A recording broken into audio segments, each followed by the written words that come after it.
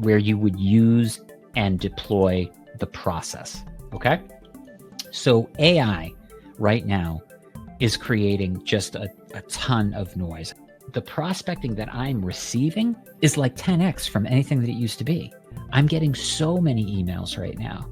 I'm getting so many LinkedIn messages and text messages. It's absolutely nuts. What's happening as a result is that there's just a flood of outreach. So to me, all of this kind of leads to an opinion in my mind that the phone is the difference maker for us as salespeople. The phone is the fresh maker. It is the fastest way to get to tell me more. And it's the fastest way to overcome that false hope. What is my purpose for making this call? Why am I calling? So I want to share with you some sort of crystal clarity on why in my mind, you're making cold calls. What is the purpose? So it's simple. I just want to schedule a meeting. It's not to have a discovery session. It's to schedule one. It's not to share insight or to sound smart or to have a discovery meeting right now. It's to schedule one, okay? It is to schedule a meeting. So the first thing that I'm thinking of when I pick up the phone to dial somebody up is I'm getting clear on whether this is what I would call a warmish cold call or an ice cold call. It's either warmish or it's not. It's the first time. It's going to sound something like this.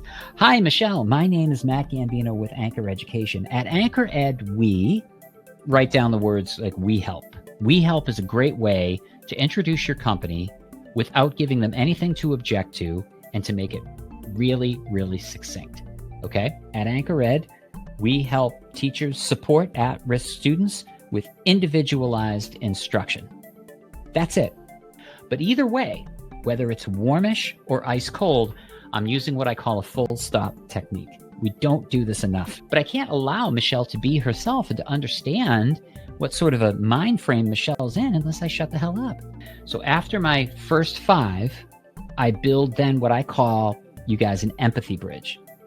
And really sort of the premise behind an empathy bridge is to lead with a challenge, a problem, and not my product, okay? So my empathy bridge is made up of a concern, of situational acuity, and hope, all right? Let's break down what all 3 of those things look like. So at any rate, we've helped our clients deal with this issue, and I'm calling because I'd like an opportunity to discuss with you how we do it.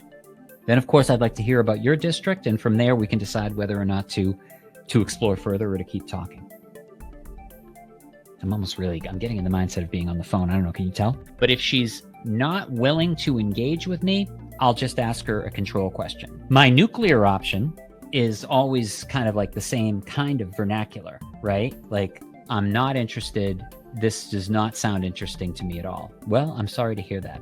Is it over? But in my experience, when I say, I'm sorry to hear that, is it over?